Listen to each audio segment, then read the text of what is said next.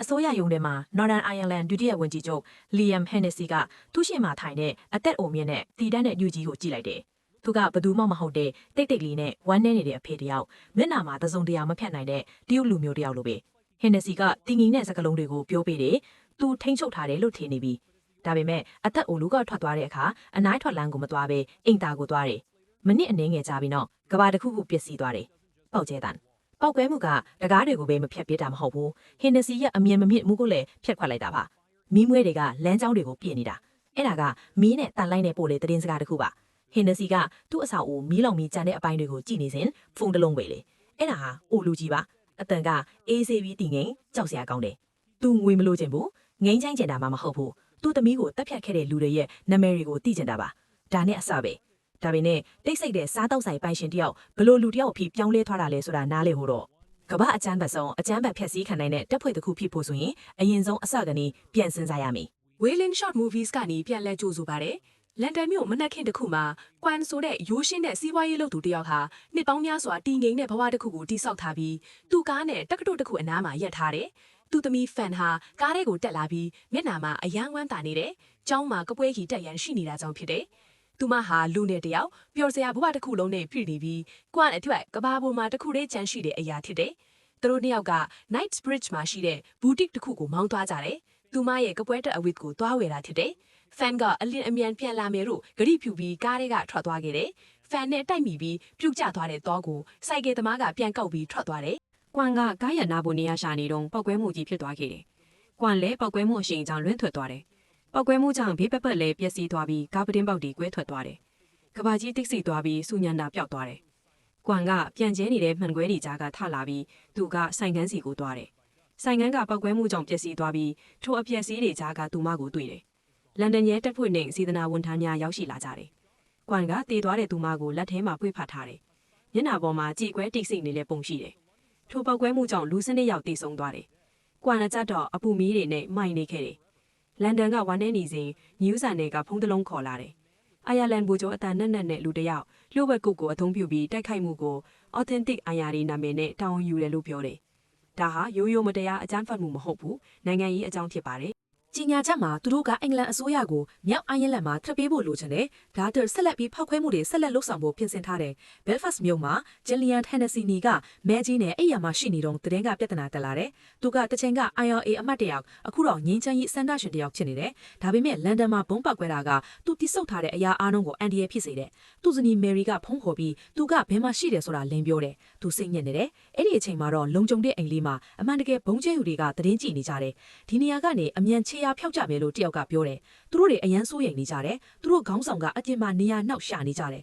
ဘဲမှမသွားသေးဒီအိမ်မှာအလုံးကျုံဆုံးပဲလို့ပြောတယ်သူကဖန်ရဲ့လွတ်လပ်နေတဲ့အိတ်ခမ်းထဲမှာဒရိဆန်အယုတ်တွေနဲ့တယောက်တည်းအထီးကျန်နေတယ်သူကရဲစခန်းကိုနေတိုင်းသွားရောက်တယ်ရဲစခန်းဝင်ပေါက်မှာမျက်နှာငိုးငယ်မှုနဲ့တယောက်တည်းနာယီအတော်ကြာထိုင်နေတယ်သူ့ကိုစုံစမ်းသူတွေကပြန်လွတ်ပေမဲ့မပြန်ပဲစောင့်နေတယ်နောက်ဆုံးတော့ Counter Terrorism ဌာနခေါင်းဆောင် Commander Bramley နဲ့တွေ့ဖို့အခွင့်အရေးရတယ်ကွမ်ကစပွဲပေါ်မှာစက်ကူအိတ်တလုံးထားတယ်။အဲ့ဒီထဲမှာသူ့တပဝါစာအတွက်ကျန်ရှိတဲ့ယူရို2000ရှိတယ်။နာမည်မျိုးပြောပါလို့ကွမ်ကပြောတယ်။ Bramley ကအံ့အားသင့်သွားတယ်။ဥပဒေဟာအဲ့ဒီလိုလုံးလုံးမချစ်ချောင်ရှင်းပြကိုကြိုးစားတယ်။ကွမ်ကသူ့ရဲ့ဇလန်းကိုပြောပြတယ်။ဗီယက်နမ်စစ်ပွဲကဒုက္ခသည်တွေဥဖြစ်ခဲ့တယ်။ထိုင်းနယ်စပ်မှာပင်လေတားပြိုင်တွေကသူ့သမီး2ယောက်ကိုတတ်တယ်။သူကအဲ့ဒီအရာတွေကိုမြင်ခဲ့တယ်။သူ့ဇနီးကဖန်ကိုမွေးဖွားပြီးချင်းမှတွေ့ခဲ့တယ်။ဖန်ကသူ့ရဲ့အသက်ရှင်ဖို့တခုတည်းသောအကြောင်းရင်းမှာ Bramley ကသူ့ကိုသတိပေးတယ်။မင်းကအပြေသူပါဒီလူတွေကအန်ဒီရဲရှိတယ်အိမ်မှာပဲပြန်နေပါလို့ပြောတယ်သူ့မြန်ကျုံတွေကကြောက်တုံးလိုခိုင်မာနေတယ်ရဲတွေကတော့စီးကန်းတွေကိုလိုက်နာရတယ်ဆိုတာကိုနားလေတယ်သူကတော့ရဲမဟုတ်တော့စီးကန်းလိုက်နာစရာမရှိဘူးဖြစ်တယ်ကွမ်ကသတင်းတွေလိုက်ကြည့်တယ်ဟင်နစီနီကငင်းချမ်းရဲ့အပေါ်အာယုံစိုက်မှုကိုပြောနေပြီးပောက်ကွဲမှုမှာတန်တရာရှိသူတွေနဲ့မဆက်နွယ်ဘူးလို့ညင်းပယ်နေတယ်ဒါပေမဲ့ကွမ်ကမျက်နှာဖုံးအောက်ကမျက်နှာကိုမြင်နေရတယ်သူမြင်တာကငွေတကောင်မှာသူသိတယ်ဟင်နစီဟာနိုင်ငံရေးလောကနဲ့တရားမဝင်အဖွဲ့အစည်းကြားချိတ်ဆက်ထားတဲ့တရားချိတ်တယ်။ကွမ်ကသူ့နဲ့ပတ်သက်သမျှအကုန်ဖြက်စီးအစဖြောက်လိုက်တယ်။သူ့စားတောက်ဆိုင်ကိုသူ့တငယ်ချင်းလမ်ကိုလွှဲပေးလိုက်တယ်။ SIM ကတ်တွေကိုဖြတ်လိုက်ပြီးဖုန်းကိုချီရမခံရအောင်မိခံစည်းရနဲ့ထုတ်ပိုးထားတယ်။အဝတ်အစားမဟုတ်ပဲပစ္စည်းတွေပိုက်တွေတိတ်တွေဓာတ်ရုပ်ပစ္စည်းတွေထည့်ထားတဲ့အိတ်ကိုစုဆောင်းတယ်။သူ့ဗန်ကို ferry ကားပေါ်တင်ပြီး Belfast ကိုသွားတယ်။သူကလူချမ်းတကောင်အဖြစ်ပြောင်းလဲသွားတယ်။ Belfast မှာ Hennessy ကအကောင်းဆုံးအန်ဒီရဲ့ရှိတဲ့ပြိုင်ပွဲကြီးတစ်ခုကိုကစားနေတယ်။သူဟာအဆက်အသွယ်လုပ်နေတယ် ကိတ်ဆိုသူကပြည်ရင်အစိုးရအရာရှိတယောက်ပါဘုံခွဲမှုကိုသူ့ IRA ငွေကိုတွေအတွက်ခွက်လွတ်ချက်ရဟို leverage အဖြစ်အသုံးပြုနေပါတယ်သူကသူ့အဖွဲ့ထဲကတက်ကြွလှုပ်ရှားနေသူတွေကိုထိန်းချုပ်နိုင်သူတယောက်တည်းလို့ဆိုပါတယ်ဒီအချိန်မှာသူ့အတွင်းရေးမှုကအခန်းမှာ Mr. Kwan လို့ခေါ်တဲ့လူတယောက်ရောက်နေတယ်လို့ပြောပါတယ် Hennessy ကသူ့ကိုအခန်းထဝင်ခွင့်ပေးပါတယ် Kwan ကဘုံခွဲသူတွေရဲ့နာမည်တွေကိုလေတံပျော့ပျော့တင်မိတယ် Kwan က plan လေးငွေကြေးပေးဖို့လုပ်တယ် Hennessy ကရဲလိုက်ပြီးလက်မခံပါဘူးပြီးသူ့အကြံပေးစာတမ်းကို Kwan ကိုပေးပါတယ်အရင်က IRA မှာမှတ်30ကြာပါခဲ့တယ်နာမည်တွေတော့မသိဘူး။ Kwan က IRA နိုင်ငံရေးနဲ့တရားမဝင်လှုပ်ရှားမှုတွေကမွေတကောင်ရဲ့အမီးပါပဲ။အမီးဖြစ်ခေါင်းဖြစ်ဖမ်းလိုက်ရင်မွေကိုဖမ်းမိတာပဲ။ Hennessy ကသူ့ကိုမစိတ်မရှိပဲစကားပြောပြီးအဆုံးသတ်လိုက်တယ်။ဒါပေမဲ့ Kwan ကတတိပေးပြီးစိတ်ပြောင်းသွားမှာပါလို့ပြောတယ်။ Kwan ကလမ်းကြောင်းအောက်မှာရှိတဲ့အင်တာကန်ကိုသွားတယ်။သူ့လက်တွေကအလွန်ကြောက်စရာကောင်းတဲ့တိချမှုနဲ့လှုပ်ရှားနေတယ်။သူကလက်တွေကြလုံနိုင်သူတယောက်ဖြစ်တယ်။ဓာတုပညာမှာကျွမ်းကျင်သူကြီးမှာဆိုဒါပလင်းတွေနဲ့မိချစ်ဆန်တွေကိုအသုံးပြုပြီးချိန်ကိုက်ဘုံတစ်လုံးလုံးနေတယ်။စစ်စေးရတာမခတ်တဲ့စီးလိတ်တလိတ်ကိုမိဘအထိတုံးပြီးသူက3မိနစ်အတွင်း IED တစ်လုံးဖိလုပ်လိုက်တယ်။အဲ့ဒီကိုနောက်မှဖုံးခွေထားပြီးအဆောက်အဦကနေထွက်သွားတယ်။အနှင်းငယ်အတွင်းပောက်ကွဲတန်ကြရတယ်။အဆောက်အဦကလှူရှားသွားတယ်။ Hennessy ကိုသူ့ထိုင်ခုံကထားသွားတယ်။ပရင်းပေါက်တွေကွဲပြီးကျလာတယ်။ Hennessy ရဲ့ဖုန်းဝင်လာတယ်။ Kwan ကကျွန်တော်ပါတင်စိတ်ပြောင်းပြီလားလို့မေးတယ်။ Hennessy စိတ်မကောင်းဖြစ်နေတယ်။သူကစစ်ဦးဆောင်ဟောင်းတယောက်ဖြစ်ပြီးအခုတော့အခြေအနေမကောင်းဖြစ်နေတယ်။သူ့ရဲ့အရာရှိ Margaret ကိုအမိပေးတယ်။ Kwan ကိုရှာပြီး Belfast ကနေဆွဲထုတ်ပြီးမပြန်လာနိုင်အောင်တေချာလုပ်ပေးဖို့ပြောတယ်။ပြင်းထန်တဲ့ PR တိုးလာတယ်။ Britain ဝေကြီး Kate ကဖုန်းခေါ်လာပြီးသူမ London ဘုံဖောက်မှုစုံစမ်းစစ်ဆေးမှုရလဒ်တွေတောင်းဆိုတယ်။ Hennessy ရဲ့နိုင်ငံရေးအမြင့်အစွန်းကရော်နဲလာတာပိုပြီးရှင်းလာတယ်။ဒါပေမဲ့ Kwan ကသူတို့ရဲ့တုံ့ပြန်မှုကိုကြိုတင်သိထားပြီးသူအခန်းထဲမှာကြိုတင်ပြင်ဆင်မှုတွေလုပ်နေတယ်။အထူးတက်ဖွဲ့မတ်ချက်ခေါင်းတွေကိုဓာတုဖြင့်ရောဆက်ကအိမ်တွင်းပစ္စည်းတွေကိုတုံးပြီးအဖြစ်ခက်ပစ္စည်းတွေပြုလုပ်တယ်။ Hennessy ရဲ့လူ3ယောက်ကKwan ရဲ့အခန်းတကားကနေဝင်လာခဲ့ချိန်မှာအခန်းထဲမှာပုံကွယ်နေတဲ့ Kwan ကအောက်ဆင်းပြီးကြံတဲ့လူတွေနဲ့တိုက်ခိုက်မှုပြင်းထန်တဲ့နီးကပ်တိုက်ပွဲကိုစတင်လိုက်တယ်။ Hennessy ရဲ့လူတွေကိုတိုက်ခိုက်ရင်း Kwan ကလွတ်မြောက်သွားခဲ့တယ်။သူ့အိမ်မှာတော့ Hennessy ကစိတ်တုန်နေတယ်။သူ့ရဲ့တိုက်ခိုက်မှုကြွားတဲ့လူ3ယောက်ကိုKwan ကတယောက်တည်းရိုက်နှက်ပြီးအနိုင်ယူသွားတာကိုမယုံနိုင်ပဲဒေါသထွက်နေတယ်။သူ့အဖွဲ့ကဒီအလုပ်အတွက်မသင့်တော်ဘူး။လိုအပ်တဲ့ပစ္စည်းတွေမရှိဘူးဆိုတာနားလည်သွားတယ်။ဖြည့်ရှင်းဖို့အလွန်လိုအပ်နေတဲ့အတွက်နယူးယောက်ကSean Morrisonကိုခေါ်ယူခဲ့တယ်။သူက Royal Irish Regiment မှာခရမ်းလွန်ခဲ့တဲ့ရဲရင်နဲ့ Ranger တယောက်ပါ။လိုက်လံစစ်ဆေးမှုနဲ့တည်င်းစုံစမ်းမှုကျွမ်းကျင်မှုရှိတယ်။ Hennessy က Sean ကိုယုံကြည်ပြီးပြောပြတာကအမေရိကန်တွေကလန်ဒန်မှာဘုံကျဲမှုကြောင့်အယမ်းစိတ်မရှိကြဘူး။သူတို့ရဲ့ရန်ပုံငွေကလည်းရန်နာသွားပြီးလို့ Hennessy က Sean ကိုအရေးကြီးတဲ့ mission တစ်ခုပေးတယ်။ပထမက IRA အဖွဲ့ထဲမှာဘသူကခွင့်ပြုမထားတဲ့ဘုံကျဲမှုကိုလုပ်ခဲ့တာလေသိဖို့ဒုတိယကတော့ Kwan ကိုအမြဲတမ်းရပ်တန့်ဖို့လီယန်ကသူ့ချစ်သူ Mac ကြီးနဲ့စားတောက်ဆိုင်မှာညစာစားလေဒါပေမဲ့ Kwan ကဘယ်နေရာမှာမဆိုရှိနေတယ်ဆိုတာတက်တည်ပြောင်းနေတယ် Hennessy ကစာတိုင်ပို့ချက်တစ်ခုလက်ခံရရှိတယ်ဖုန်းမှာ message တစ်ခုရောက်လာတယ်အဲ့ဒီမှာ Maggie ကိုနန်းနေတဲ့ဓာတ်ပုံကိုပို့ပြီးလူသက်ကမာနာနာမည်ပေးပါဆိုတဲ့စာသားကိုပါရေးပို့လိုက်တယ် Kwan ကသူ့ကိုကြည့်နေတာ Hennessy ရဲ့လှုပ်ဝက်ချက်တွေကိုတီးပြီးဘယ်မှမဆိုရောက်နိုင်တယ်ဆိုတာပြောပြနေတယ်Sean က Hennessy ရဲ့အမိန့်နဲ့လန်ဒန်ကိုသွားတယ်။အဲ့ဒီမှာ Royal Naval College ရဲ့အကြမ်းဖက်မှုစန့်ကျင်ရေးဌာနမှာဗိုလ်ချုပ် Bramley နဲ့တွေ့ဆုံတယ်။ Hennessy အဖွဲ့ကအကြမ်းဖက်မှုတွေအတွက်တာဝန်မရှိဘူးလို့ပြောပြတယ်။အမှန်တကယ်တရားခံတွေကိုရှာဖွေဖို့လက်ခံကူညီဖို့ကန့်လန့်တယ်။ Sean က Bramley ကိုအတီးပြောတယ်။ဘုံပေါက်မှုကို IRA ရဲ့ရဲရင်ပြီးကွဲပြားသွားတဲ့အဖွဲ့လေးကပြုလုပ်တာပါလို့ပျက်စီးပြီးတဲ့ dumps တွေက data တွေကိုအသုံးပြုပြီး Sean ကအယောင်အဝယ်တစ်ခုကိုတင်ပြတယ်။ Hennessy ကနောက်တစ်ချိန်ဘုံပေါက်မဲ့အချိန်မှာအသုံးပြုမဲ့ code word ကိုပေးပြီးဘုံပေါက်သူတွေကိုဖော်ထုတ်ရမှာကူညီဖို့ပြောတယ်။ဒါကြောင့်ရဲတွေကအမှားစားကိုမူရင်းအရင်အစီအစီပြင်လိုက်လန်နိုင်မှာစစ်တယ်။ဒါပေမဲ့အဲ့ဒီအဖွဲ့ကိုရဲတွေကိုယ်တိုင်ဖယ်ရှားဖို့လိုတယ်။ Hennessy လက်တွေ့အပြစ်မရှိအောင်နောက်ခံကောင်းအောင်ထားပေးဖို့စစ်တယ်။သူ့နိုင်ငံရေးအကာအကွယ်အကြွပါမြောက်အိုင်ယာလန်မှာတော့ Hennessy ကလူသူအယောက်အပေါက်နဲတဲ့လေယာအိမ်တစ်လုံးမှာစောင့်ရှောက်ဖို့ထားပြီးလက်နက်ကင်ခရီးသွားတွေနဲ့အကျဉ်းစားစခန်းလိုပြုလုပ်ထားတယ်။ Hennessy ရဲ့ယူတွေကလည်းအမြဲတမ်းထားပြီးခွေးတွေနဲ့လက်နက်ယူပြီးစောင့်ကြည့်နေကြတယ်။ Kwan ကတော့ထဲမှာသူ့ကားကိုဖွက်ပြီးတစ်စစ်စွာဝင်လာပြီးတိုက်ခိုက်မှုစတင်တယ်။ကြီးမားတဲ့ပောက်ကွဲမှုတစ်ခုဟာလေယာအိမ်ရှိကမြေပြင်ကိုဖျက်ဆီးပြီးကားတစ်စီးကိုမှောက်ပစ်လိုက်တယ်။ဆိုးရွားတဲ့အချိန်ဖက်ပေါ်စေခဲ့တယ်။ Hennessy ကိုသူ့ကိုကာကွယ်သူတွေကလုံခြုံစေဖို့ဆွဲထုတ်ပြီးလေယာအိမ်ကမီးလောင်နေစဉ်မှာအဲ့ဒီနေရာကိုတွားကြည့်ကြတယ်။ Hennessy က Kwan ရဲ့အစွမ်းကိုဒီလောက်မခံမှန်းထားမိဘူးလို့ဖွင့်ဟာတယ်။ Hennessy ကအိမ်ထဲဝင်ရောက်သွားတယ်။သူ့ဇနီးမယ်ရီကို 60နှစ်လူအိုတရားကိုကင်တွယ်တော့မရလာနဲ့ရက်ဆက်တဲ့အားရတဲ့အုပ်ချုပ်ရေးမှုအဖြစ်အကျန်းဖတ်ဆန်းစွာပြစ်မှုတွေကင်တွယ်ခဲတဲ့အချိန်တွေကိုတောင်းပန်နေတယ်။အိမ်တအိမ်မှမူနောက်ထပ်တိုက်ခိုက်ဖို့အသင့်ရှိနေတဲ့လူငယ်တယောက်ကနီးပညာရှာဖွေရေးလုပ်နေတယ်။ဘက်ထရီဖက်တွေကိုချိန်ပြီးနောက်တစ်ဖန်ပွဲကနီးပညာပိုင်းမှာတော်တော်လေးရှိဆက်ပြီးဘေးအန္တရာယ်ကြီးမားမယ်လို့ပြောနေကြတယ်။အဖွဲခေါင်းဆောင်ကကုတ်စကားတွေပြောင်းထားပြီလို့အဖွဲကိုပြောပြတယ်။နောက်နေ့မနက်ပိုင်းမှာတော့ကွမ်ကလီယန်ရဲ့ကားကိုပောက်ကွဲစီပြီးသူ့လက်အောက်မှာတယောက်ကိုချင်းချောက်ဒဏ်ရာရစေတဲ့တိုက်ခိုက်မှုတစ်ခုကိုပြုလုပ်တယ်။မက်ကရက်ကတိုက်ခိုက်ဖို့အတွက်အဖွဲတစ်ဖွဲနဲ့တစ်တော်တွေကိုဝင်သွားတယ်။ဒါကတော့အမားကြီးတစ်ခုဖြစ်သွားတယ်။ကွမ်ကတစ်တော်ကိုထောင်ချောက်လမ်းကြောင်းထိပြောင်းလဲထားပြီးတယောက်ဟာတက်ဆင်ထားတဲ့တန်ချုံပေါ်မှာခြေနှင်းမိပြီးဒဏ်ရာရသွားတယ်။နောက်တယောက်ကိုလည်းထောင်ချောက်ဆင်ထားတဲ့အတိုင်းဖမ်းဆီးလိုက်တယ်။ပြီးတော့ဖမ်းချုပ်ပြီးနာမည်တွေမေးတယ်။ပြင်ပအိမ်မှာတော့မယ်ရီဟာရှောင်းနဲ့ရီဆိုင်တီပြီးနေတယ်။တကူတော်အချိန်မှာမယ်ရီကရှောင်းကိုတစ်ချက်ပြောပြတာကသူ့ညီတေဆုံးမှုကိုလက်မခံနိုင်လို့လီယန်ကိုစိတ်မကောင်းကြောင်းနဲ့သူ့ကိုမကြိုက်တဲ့အကြောင်းပါပြောတယ်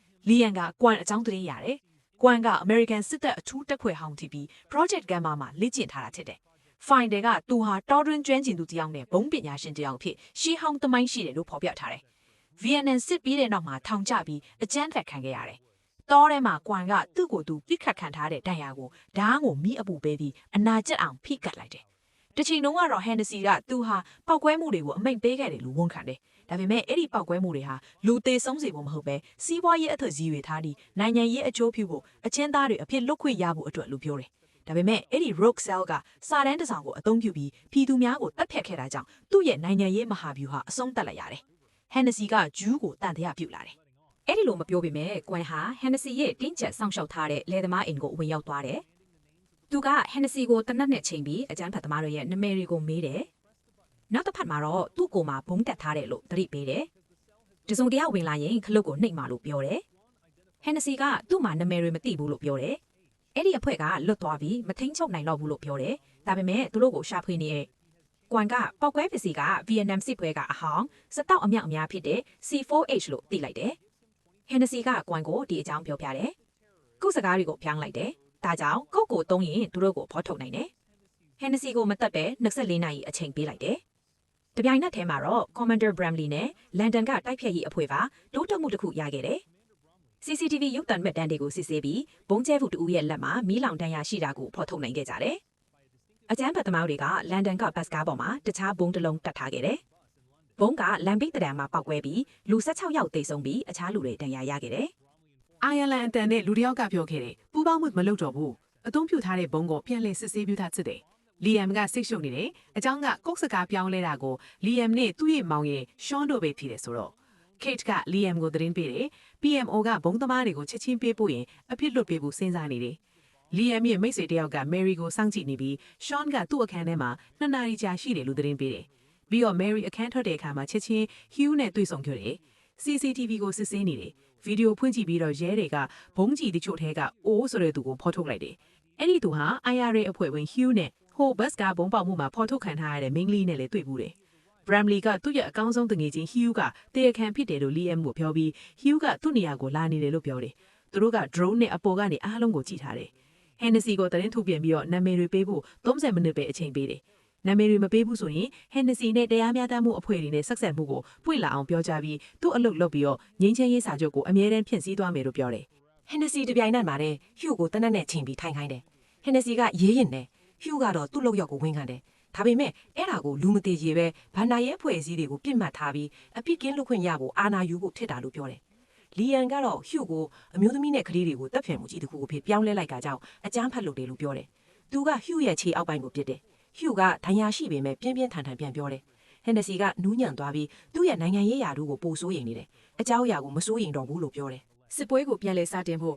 ဘုံအဖွဲ့ကိုထိန်းချုပ်ဖို့ဟန်နစီကသူ့ကိုယ်သူကဲတင်ဖို့နမယ်ရီလိုနေပြီးရိုမတ်ကိုတိုက်ခိုက်ဖို့ဖိစီးမှုတွေကြားမှာဟျူကိုနမယ်ရီချပြီးစာရေးစေတယ်။သူကဘုံအဖွဲ့နမယ်ရီနဲ့နေရာတွေရေးတယ်။အဲ့ဒီမှာလူ4ဦးနဲ့မိန်းမ1ယောက်ရှိတယ်။မိန်းမကမက်ဂီဖြစ်ပြီးလီယမ်အတွက်စပိုင်ခစ်ဟျူကထားခဲ့တာပါ။လီယမ်ကသူ့ဇနီးကသူ့ကိုမုန်းတဲ့အတွက်ညီမကြောင့်ဆိုပြီးသူ့ကိုတိုက်ရိုက်တက်လိုက်တယ်။ပြီးတော့အီယန်ဆိုတဲ့လူတစ်ယောက်မက်ဂီနဲ့အတူခန့်မှာနိုးလာတယ်။အီယန်ကအိမ်နာသွားတဲ့အခါမက်ဂီကအချင်းတို့အတွင်းမှာလက်တော့ကိုပြင်ဆင်ပြီးအီယန်ရဲ့လက်တော့ထဲမှာဘုံကိုတက်ဆင်လိုက်တယ်။ရှွန်ကတော့ကွမ်ကိုဖမ်းဖို့လိုက်နေတယ်။ရှွန်ကယုံကြည်ပြီးလီယမ်ကိုဖုံးဆက်ဖုံးခေါ်ပြီးအဖြစ်ရှိသူတွေရဲ့နာမည်တွေကိုပြောပြတယ်။ရှွန်ကကွမ်ရဲ့ရိုးရာတစ်တော်အိမ်နာကိုရောက်ပြီးလက်နဲ့ကင်ထားပြီးတိကျစွာရွေ့လာနေတယ်။ ဒါပေမဲ့ကွမ်ကသူ့ပတ်ဝန်းကျင်ကိုနားလေပြီးကျွမ်းကျင်သူပါရှွန်ကအဲ့ဒီကွင်းလေကိုစုံစမ်းစစ်ဆေးနေစဉ်ကကွမ်ကအမှောင်ထဲကနေတိုက်ခိုက်လိုက်တယ်ဒီအတိုင်းတင်းမာပြီးရင်သက်ရှုမောစားတဲ့ကွဲအခင်းဖြစ်ပေါ်လာတယ် လက်တွေ့တိုက်ခိုက်မှုဖြစ်နေတယ်သူတို့တယောက်နဲ့တယောက်တိုက်ခိုက်ကြပြီးတောင်ကောက်ကိုဖြုတ်ကြကြတယ်အပြင်နေကြမှာထပ်တိုက်ခိုက်ကြတယ်ကွမ်ကတိလုံးအချွင်ကိုတုံးပြီးတိုက်ပွဲကိုရပ်လိုက်တယ်ရှွန်ကိုကွမ်ကနမယ်ရီကိုပြောပြဖို့မေးတယ်ရှွန်ကိုချုပ်ထားပြီးမိဘုံရှိမှသူတို့နှစ်ယောက်ထိုင်နေကြတယ်ကွမ်ကရှွန်ရဲ့ဖုန်းကိုစစ်ဆေးတယ်ရှွန်ကဖုန်းထဲမှာအချက်အလက်တွေရှိတယ်လို့ပြောပြတယ်ကွမ်ရဲ့သမီးဖန်တည်ဆုံးခဲ့တဲ့ဘုံဖောက်တဲ့လူကအိုရိုင်းလီဖီချောင်းဖော်ထုတ်တယ်သူကအိုရိုင်းလီလက်မှာရှိတဲ့မီးလောင်တဲ့အမတ်ကိုဖော်ပြပြီးသူ့ကိုမှန်ကန်ကြောင်းသက်သေပြတယ်တိတ်ဆိတ်တဲ့စကားပြောဆိုမှုတစ်ခုရှိလာပြီးသူတို့ရဲ့အတိတ်ကိုပြောဆိုကြတယ်မိသားစုအားလုံးတည်ဆုံးသွားပြီးညီကိုတယောက်သာချန်ရှိနေတယ်ဒီဟာကသူ့မိသားစုကိုဆုံးရှုံးခဲ့တဲ့ကွမ်ကိုစာနာမိသွားတယ်ကွမ်သူ့ရဲ့ဒဏ်ရာတွေကိုအနှဲငယ်ကုစားပြီးသူ့ကိုတက်တော်ထဲကနေအသက်ရှင်ခွေးပေးပြီးထုတ်ခွာခွဲလိုက်တယ်ရှွန်ကညအလယ်မှာခြေတစ်ဖက်နာပြီးလဲရအိမ်စီကိုပြင်လာတယ်သူကစာရေးစပွဲဘက်ကူကြည့်လိုက်ရမှာဟန်စီကမီးပုံရှိကဟျူရဲ့အလောင်းနာမှာတယောက်တည်းမူးရစ်နေတယ်ဟန်စီကရှွန်ကိုသူ့ဘေးမှာခေါ်ပြီးထိုင်ခိုက်တယ်ရှွန်ကခေါင်ကသူ့ကိုနမေရတီးပြီးနောက်ပြန်လုခွဲပေးလိုက်တယ်လို့ပြောပြတယ်လီယမ်ကပြောတာကဘတ်စကားပေါ်မှာဘုံဖောက်ခွဲသမားတွေကဖုံးခေါ်တဲ့အခါသူပြောခဲ့တဲ့ New Good Wahara ကိုမသုံးခဲ့ဘူးဆိုတော့ဒီဟာကဖန်စီဖို့အစီအစဉ်တွေပြတ်သွားတယ်။ဒါကသူတို့ကိုစတင်သတိပေးတယ်ဆိုတဲ့အဓိပ္ပာယ်ရှိတယ်။ကုတ်ပြောင်းနာရဲ့အကြောင်းကိုသိတဲ့သူတွေကသူနဲ့ရှောင်းနှစ်ယောက်ပဲရှိတယ်လို့ပြောပြတယ်။ရှောင်းအဲ့ဒီစကား Mary ကိုပြောပြလိုက်မိတယ်ဆိုတာမှတ်မိသွားတယ်။ရှောင်းရဲ့ Mary ဟာ Power ပတ်သက်ပြီးသတင်းပေးသူဆိုတာသိသွားတယ်။သူကလီယမ်ရဲ့ဖန်စီစီစဉ်မှုကနေကာကွယ်ဖို့ဘုံကျင်သမားတွေကိုသတိပေးခဲ့တာချက်တယ်။ရှောင်းကိုလည်းလှည့်စားခဲ့တယ်။နောက်ွယ်မှာတော့ Mary ကရှောင်းကိုကခြားသူတွေလိုပဲအသုံးပြုခဲ့တယ်။နီးပညာမြင့်တိုက်ခိုက်ရဲ့စစ်စင်မှုတစ်ခုကိုလှုပ်ဆောင်နေကြတယ်။ Bramley ကထိန်းချုပ်ခံမှာရုပ်တံတိုက်ရိုက်ဖွင့်ထားတဲ့စခန်းတွေကိုစောင့်ကြည့်နေတယ်။ခေါင်ကူးပေါ်ဒီမှာတော့စနိုက်ပါသမားတွေကနေရာယူနေကြတယ်။နေရာတိုင်းကနေပြီးအကြမ်းဖက်သမားတွေခိုးအောင်နေတဲ့အိမ်ကိုဝင်းရနေတယ်။ Bramley ကထိခိုက်မှုမရှိစေဘဲသူတို့ကိုအရှင်ဖမ်းရန်ကင်းကျက်တဲ့အမိန့်တွေပြောတယ်။ O'Reilly ကဘလောက်ကနေကြည့်နေတယ်။မဂီကအိမ်လေးကိုပြောင်းဝင်လာပြီးအလောက်တာဝန်ပြီးပြီလို့ပြောတယ်။ရဲတွေဂိတ်ဖောက်ဖို့ပြင်ဆင်နေချိန်မှာအမျိုးသမီးတစ်ယောက်နဲ့ကလေးနှစ်ယောက်ကိုအဲ့ဒီအဆောက်အုံထဲဝင်လာတာတွေ့တယ်။ခွန်ကသူတို့တွေမတွေ့အောင်လမ်းလျှောက်ဝင်သွားတယ်။ GS အလုပ်သမားလို့ဖုံးကွယ်ပြီးတိုက်ခိုက်သူတွေရဲ့အခန်းထဲဝင်သွားတယ်။တကားပိတ်တဲ့အခါမှာတော့သူတို့တွေကတယောက်ရဲ့လက်မှာမီးလောင်ရာတွေ့တယ်။ခွန်ကသူ့သမီးကိုတိုက်ခိုက်တဲ့အမျိုးသားတွေကိုပြင်းထန်စွာတိုက်ခိုက်တယ်။တိုက်ပွဲကအရမ်းမြန်ပြီးအခန်းလေးထဲမှာတိုက်ခိုက်နေကြတယ်။အခန်းထဲမှာခွန်ကအလွယ်တကူပြင်ဆင်ထားတဲ့လက်နက်တွေနဲ့တိုက်ခိုက်ရေးကျွမ်းကျင်မှုကိုအသုံးပြုပြီးအကြမ်းဖက်သမားတွေကိုတယောက်ချင်းစီအနာတရားထိအောင်လုပ်နေတယ်။သူတို့ကိုတိုက်ခိုက်ပြီးခွန်ကအနောက်ဘက်ကိုထွက်သွားတယ်။ရဲတွေကအခန်းတွင်းမှာပြစ်ခတ်မှုရှိနေတယ်ဆိုတာသိပြီးတော့ပောက်ကွဲမှုမြင်မာတဲ့ဆက်တွေတုံးပြီးတကားဖောက်ရန်ဝင်ရောက်လာကြတယ်။ SWAT အဖွဲ့ကအခန်းထဲကိုဝင်ရောက်လာပြီးတေဆုံးသူတွေနဲ့အကြမ်းဖက်မှုအခြေအနေကိုတွေ့ရှိကြတယ်။ခွန်ကအညာကြီးလုပ်ပြီးသားဖြစ်နေပြီးရဲတွေကအသက်ရှင်ကြံရစ်ခဲ့တဲ့သူနဲ့စစ်မေးနေကြတယ်။အစိုးရအကြားမှာခွန်ကလျှို့ဝှက်လမ်းကြောင်းတစ်ခုဖြတ်ပြီးအနောက်လေကားကနေထွက်ပြေးသွားတယ်။ရဲတွေဟာအဲ့ဒီအသက်အစည်းတွေကိုတန့်ရှင်းဖို့စ조사ရတော့တယ်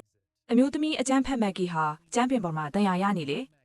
ေတခြားပုံတစ်လုံးရှိတယ်ဆိုတာသိလို့သူတို့ကသူ့ရဲ့လက်ကတနက်တန်ရာကိုဖိပြီးနောက်တစ်ခုပင်းမက်ကပါလဲဆိုတာမေးကြတယ်နာကျင်မှုကိုအော်ဟစ်နေတဲ့မက်ကီကတက်တေထွက်ဆိုခဲ့တယ်နောက်တစ်ခုပင်းမက်ဟာအဆောက်အဦမဟုတ်ဘူးရုံးကိုသွားမဲ့တစ်သုံးချောက်လီရင်ပဲလို့ပြောပြတယ်ဘုံကင်တဲ့ခရီးတွေကအိုင်ယန်ဝတ်လို့ပြောပြတယ်လေးစိတ်မှာတော့ရဲအဖွဲ့တွေကအရေးကြီးပင်လဲဝင်ရောက်လာကြတယ်အိုင်ယန်ဝတ်ကိုတာဝါပေါ်မှာထိုင်ပြီးဘုံထည့်ထားတဲ့ကွန်ပျူတာမှာရိုက်နေစဉ်တွေ့ကြရတယ် laptop ကိုအရာရှိတစ်ယောက်ကဆွဲယူလိုက်တယ်။ရဲတွေကပြည်သူတွေကိုလမ်းမပိတ်စေရန်အော်ဟစ်ပြီးပြေးသွားတယ်။အဲ laptop ကိုလီယန်တရားအရွတ်ထဲကိုပစ်လိုက်တာနဲ့ပောက်ကွဲသွားတယ်။ပောက်ကွဲမှုကြီးမားပြီးတမဏိလမ်းကြောင်းကိုဖောက်ထွင်းသွားတယ်။ဒီပစ္စည်းကိုလီယန်ပေါ်မှာပောက်ကွဲခဲ့ရင်ပါဝင်သူအားလုံးတိတ်ဆုံးသွားမှာဖြစ်ကြောင်းအတည်ပြုသွားတယ်။ Bramley ကရဲတိုင်းကိုတတိထားပြီးချင်းချောက်သူကွမ်ကိုချက်ချင်းဖမ်းဆီးဖို့အမိန့်ပေးတယ်။ကက်ကလီယန်ကိုခေါ်တယ်။သူ့အကုံကိုသိတယ်။သူဟူးကိုတက်ခဲ့တာနဲ့မက်ဂီနဲ့ပတ်သက်တဲ့အကြောင်းလေးသိတယ်။သူနဲ့ဟျူတိုက်ရိုက်ဆက်နွယ်နေတယ်။သူ့ကိုဒုတိယဝင်ကြီးချုပ်အဖြစ်ထားပေးမယ်။ဒါပေမဲ့အဖြစ်အဝါသူ့အောက်မှာပဲနေရမယ်လို့ပြောတယ်။ရှွန်ကသူ့အတော်မယ်ရီကိုတွားတွေ့ပြီးတက်လိုက်တယ်။လီယမ်ကသူ့လက်အိမ်ထဲကိုဝင်လာတဲ့အခါမှာကွမ်ကအထဲမှာရှိနေတယ်။ကွမ်ကသူ့ဖုန်းကိုထုတ်ပြပြီးဟန်နစီနဲ့သူ့ချစ်သူမက်ဂီနန်းနေကြတဲ့ဓာတ်ပုံကိုပြတယ်။ဟန်နစီကနောက်ဆုံးအချိန်အဖေနိုင်ငံရေးသမားလိုပြောပြဖို့ကြိုးစားပြီးကွမ်ရဲ့သမီးနဲ့ပြည်သူတွေကိုဖြစ်စည်းဖို့မစင်စားဖို့လို့ဆိုတယ်။ကွမ်ကဒီစကားလုံးတွေကိုဂရုမစိုက်ဘဲသူတို့ဓာတ်ပုံကိုအွန်လိုင်းပေါ်ကိုတင်စီခဲ့တယ်။ကွမ်ကပြောတယ်ကဘာတဝမ်းလုံးမှာမင်းကတရားမဝင်လူသက်သမားတစ်ယောက်ပဲဆိုတာသိသွားမယ်လို့ပြောပြီးတော့အခန်းထဲကထွက်သွားတယ်။ကွမ်ကလမ်းနဲ့တွဲပြီးလှုပ်ဆောင်ပါတယ်။ ရိုမလီကလည်းသူ့ကိုပြန်လဲတွေ့ရှိပြီးအဖြစ်မပြောဘဲခွင့်လွှတ်ပေးလိုက်တယ်။အခုလိုကြည့်ပေးလားကျေးဇူးတင်ပါတယ်။ channel လေးကို subscribe လုပ်ပေးကြပါဦးနော်။